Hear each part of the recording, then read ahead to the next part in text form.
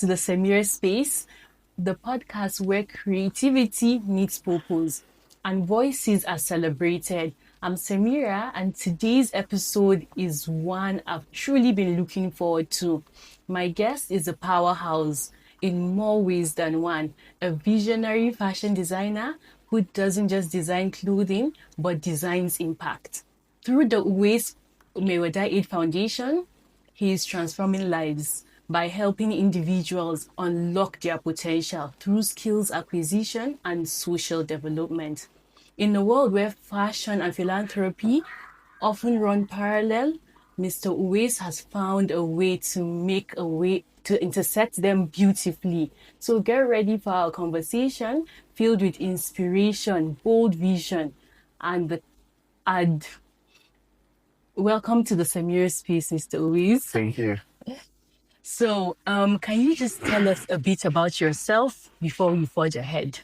Okay, well, my name is Uwais Maiwada Abdullahi, the founder of Uwais Fashion and Lifestyle, the executive director of Uwais Maiwada Aid Foundation, the founder of Atlas Innometrics, a biochemist, but right now I would say a fashion designer and a philanthropist. So, are you done? Yeah. So, can you tell us a story behind your journey into fashion? How did it all begin? Well, Why fashion? for me, it started like a joke, actually. Okay. I was having a conversation with my dad. I think it was that time of the year that they travel with my mom. And I said, Yes. I need small loan from you. And he just laughed about it. So what inspired or what got me really into it was the then VC of the State University, Okay. Professor Menuma. I had a conversation with him and I said to him, Prof, I make caps. Yes. And then he took me to his bedroom and showed me 10 pieces of outfits and said, can you make caps for me? I said, sure. Oh, wow. That was how it started. So it was basically waist caps. Although you started with the caps Yes, first. it was caps. Just that it didn't go far. Okay. So I snapped the fabrics, sent them across to Maiduguri. The caps were made, but unfortunately, because of the camera quality Yes. and whatnot, it didn't come out really proper. And you know him with he wants to match everything. So when that didn't really happen, I said, okay, fine. Yes. Since I have passion for this fashion thing, why don't I just start the fashion thing? Let me just dive into it because I feel that will make me bring the change, that will make me employ people, and that will make me as a young person to give opportunity or mentorship to young people like myself. Yes. So basically that was how the whole thing came about. Wow, that's amazing. So, if you could describe your design style in 3 words, what would they be? Well, simple, classy, and elegant. Nice, nice. So before we come back to this, so what sparked your passion for social impact and empowerment? Well, honestly, I think I mentioned this during the Impact Forum. I've always watched my father give back.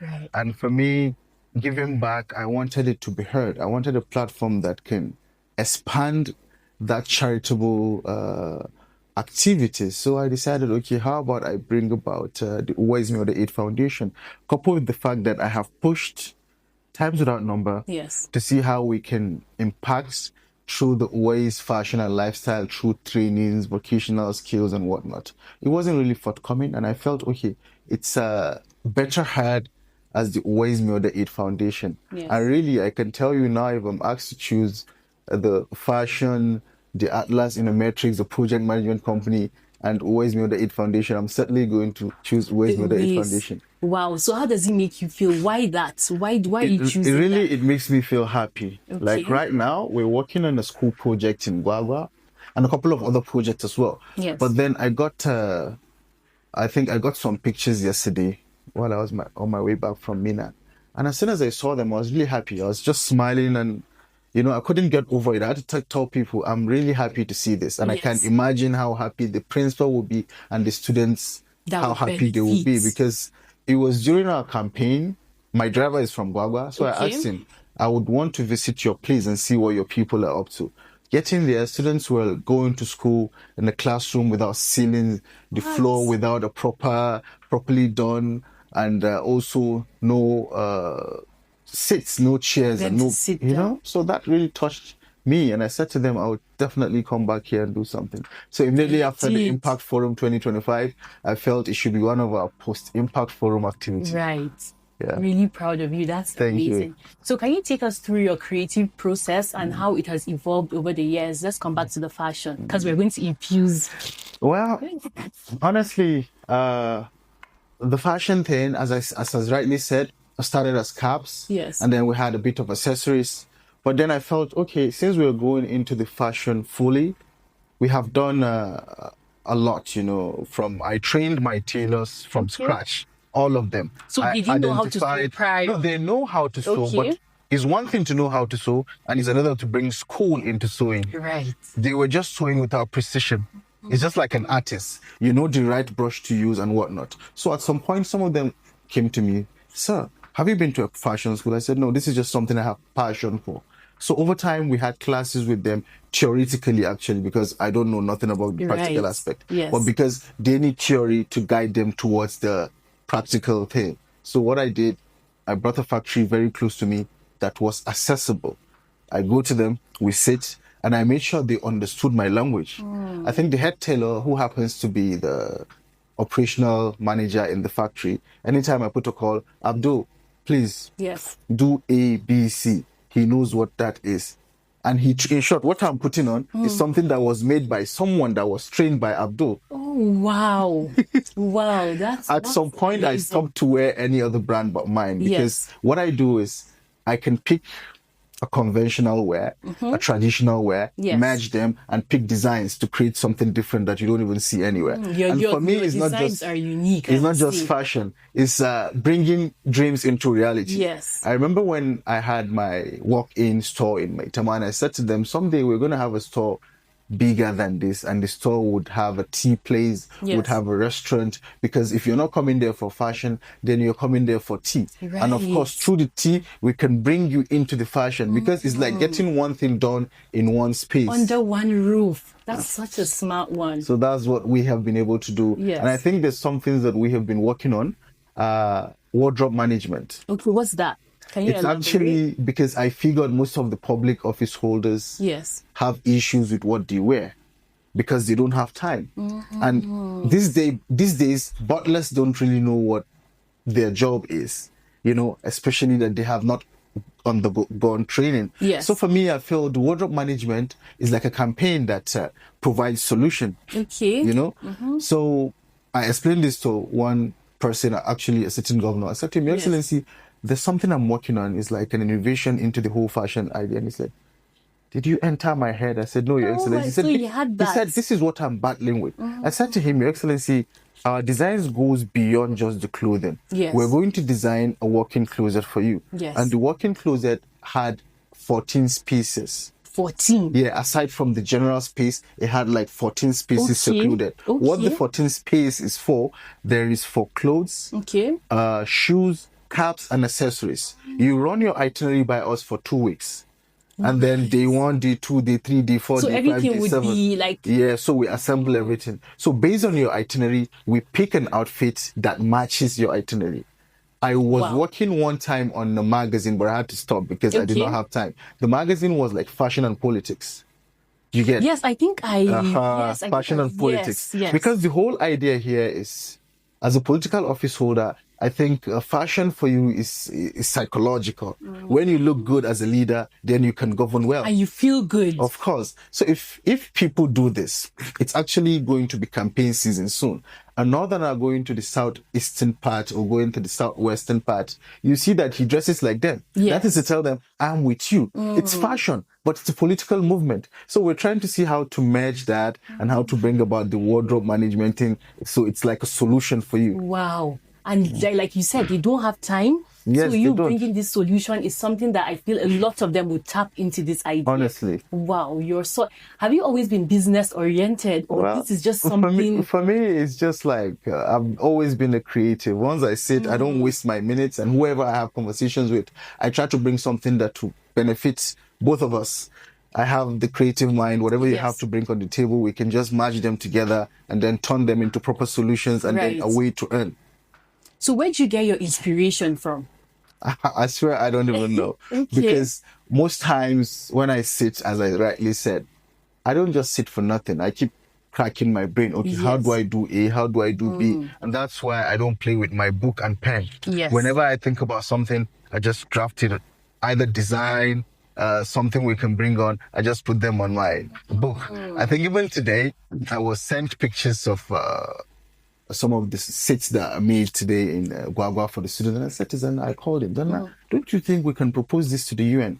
Right. Since we have the Atlas Innometrics. Basically, Atlas Innometrics is a project management company. Okay. And what I did based on trust, is one thing for you to trust me, and it's another for me to trust the next person. Yes. So we had to keep everything in-house.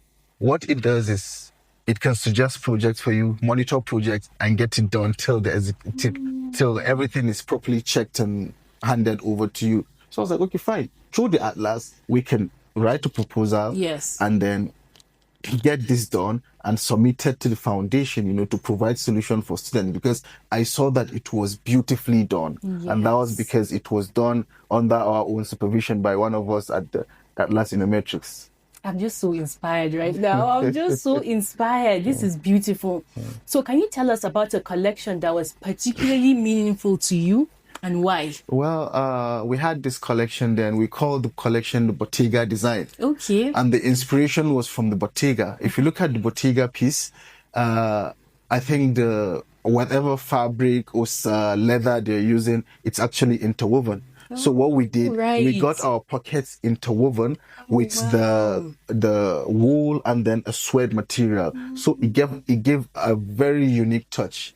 And then we extended that to our Agbada designs as well. Okay, you had the pocket area. Yeah, the Agbada didn't have the pocket. The design area, instead of the normal monogram or phonics design, we just did the interwoven thing with the suede and the wool. So what it does is it gives it this subtle outlook. Right. And then it was like the bestseller. Rich Uncle was a bestseller, yeah, right? It was. Wow, amazing, amazing. So let's come back to the foundation.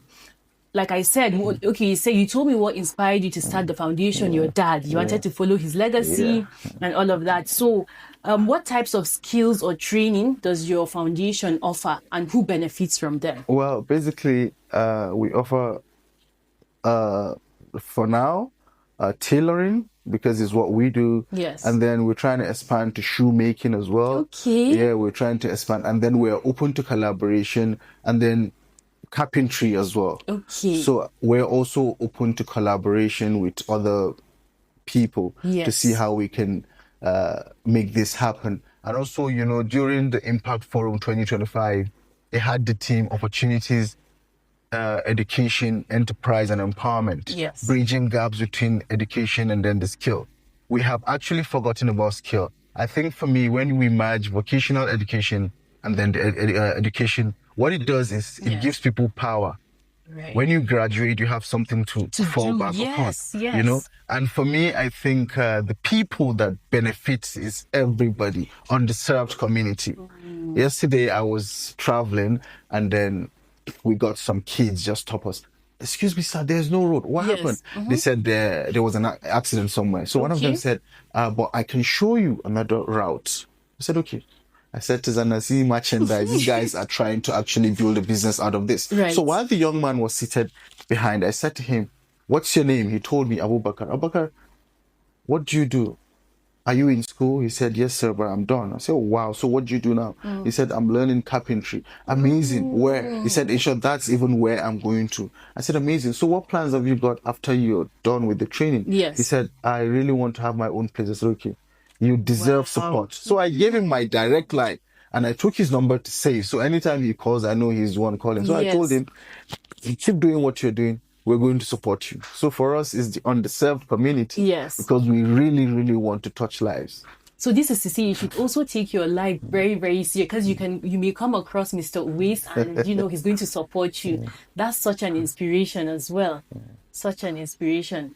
So do you have any challenges you face running the fashion business and the Social Impact Foundation? Are there any challenges? Well, honestly, running a business comes with a lot of challenges, but then you have to be strong. You Yes. have to persevere and you have to continuously pray.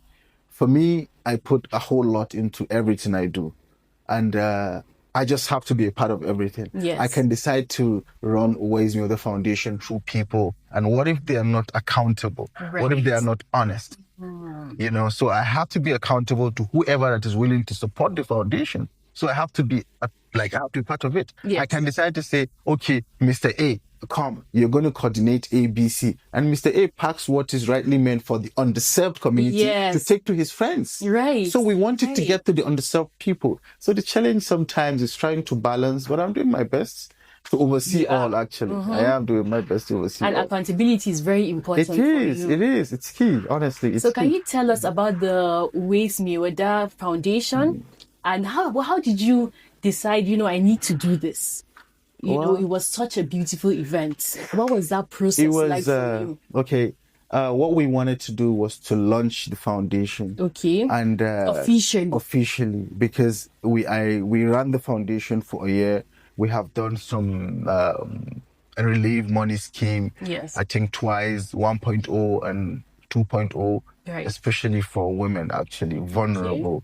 We did that, and then we built a library in Kefi for a school. They said we didn't have a library. I said, okay, I'm going to do that, and by the will of God, we did that. You made it happen. Yeah, and Beautiful. some school support and a couple of things that one cannot ever remember. So I figured, okay, it's about time. I have been doing this alone. It's about time we launched the foundation. Yes. And I was talking to someone, a young person came to me and said, "Okay, can I be a part of this?" I said, why not? Yes. So in line to that, we visited someone and we told him our plan, and then, okay, I think we're going to use your hall. You tell us what price the Hall place yes. would cost. He did, and he said, okay, how about you don't just do it as a lunch? Right. And then we just looked and we figured, yeah, he was making a point. Because just saying I'm launching the Uwais Maiwada Aid Foundation might at some point sound like a political gathering. Right. And this is nothing that has politics in it. This is something that we want to be sustainable. This is a continuous project. It's not a project that is just going to be for 2 years and it's out. It's something that is for here life. to stay. So we figured the best way is that impact forum. Yes. Because the impact itself, once you say, I want to impact in your life, that means I want to bring about change. I want to, and so that was how we started. It was initially. And there were some students as well. Yeah, they were. In short, why we got the students there was I went one time to check the library because I had plans to do some more projects for that very school. So getting there, I saw a whole lot of students. I say, what's going on? They're like, we heard you're coming. All the teachers, they all showed up. Yeah, I was really happy. So fine, since you guys are here, we might as well just catch up for like 10 minutes. Yes. So I got engaged with the guys. Okay, who wants to be? We were trying to preach skill. So what's your plan after school? This one, I want to be an engineer. I want to say, fine.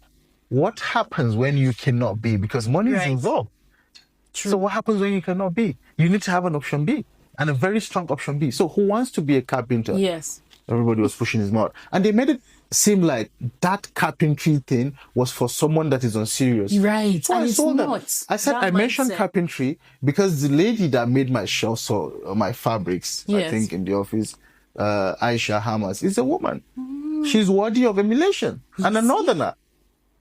So she's breaking the barriers. So I made that example. And I said to them, who wants to be a tailor? She said, okay, let me tell you something. Yes. I'm a tailor. You see? It's my tailor money I'm using to help you guys here. And I said to them, okay, I think what I need to do is we need to change you guys' mindset. Yes. And to do that, maybe timely, I could just pick up a day or two to come organize workshops to change your mindset. Yes. I said, but before then, I'm going to send an invitation. Some of you will come to Abuja for Impact Forum. So they sounded so excited. And that's how we reached out and I said, okay, fine, select certain girls from certain people from this school and also any other school that you can to bring them forward. And that's how you saw the students there. Beautiful. So what's been your proudest moment in all of this? Because, I witnessed your parents were there, your family.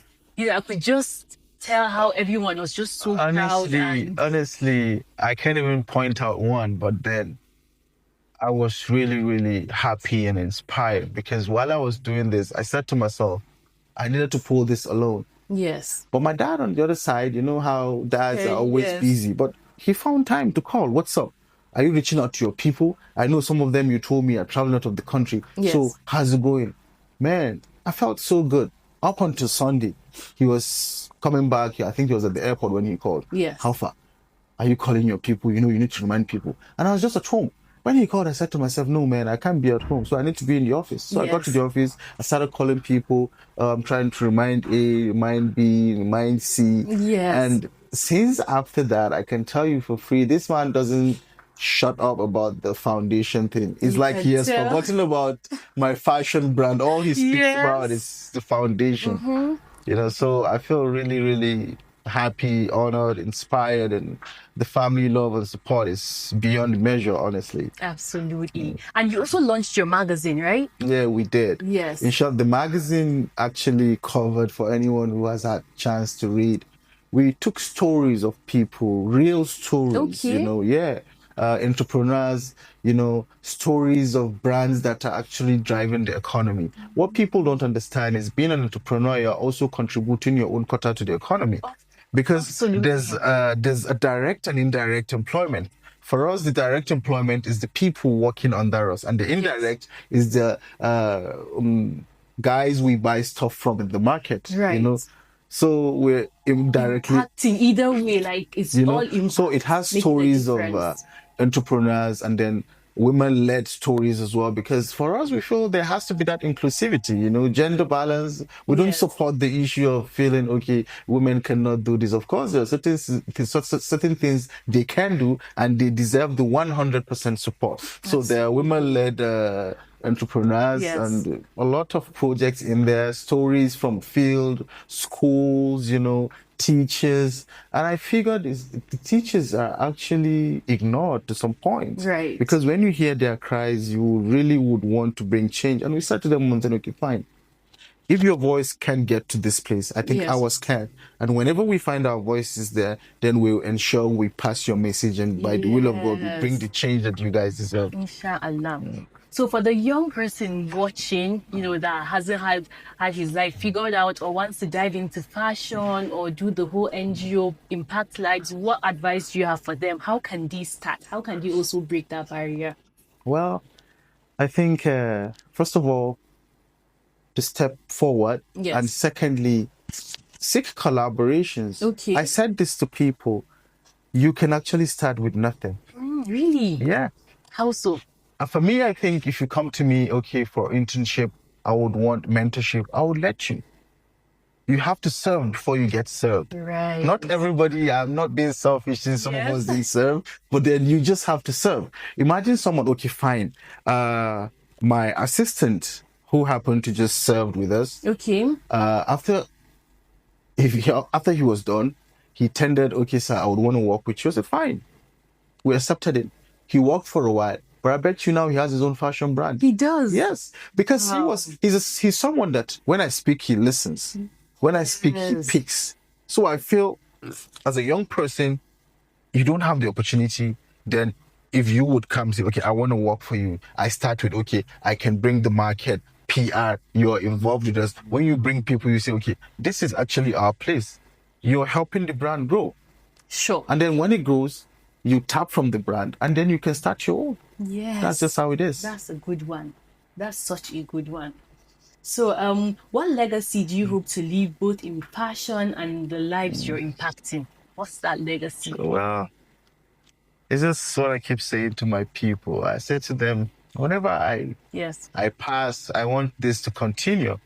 Because for a moment, I said to myself, if I was doing the 9 to 5, I'm not saying anyone doing 9 to 5, but I said if I was doing the 9 to 5 thing, I'm actually cheating a lot of people. So I feel honesty is key. Hard work is another. And then with so little, you can start whatever you want to start. Yes. And also you can help. Like we were touched, one of these projects, we were sent a bill, and then when we got there, I Yes. heard the guy that supplied the doors and windows said to the project manager, "Oh, I think I need to cut down something for you guys because I just figured you guys are trying to help a school and then I want to have Yes. my own quota."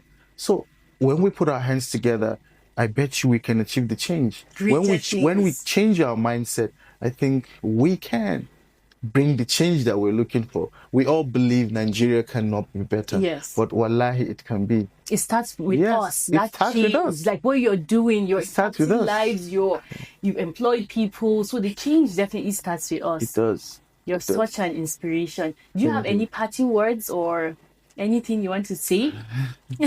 Well, I just want to say to every young person listening out there, you can do it. You're your own strength. You're your own energy. Tell yourself the truth. Start at a level, at a pace. No one, if we tell you the stories of how we have been, where we have been, every other person will be shocked. So wherever you find yourself, I think make the best out of it. Right. Thank you so much, Mr. Uwais, for Thank you this. too. You've been an inspiration, and we're all so proud of you. Just keep doing the good work. Thank you. Thank you so So much. that was such a refreshing and a rich conversation. A reminder that purpose can live in every thread of what we create.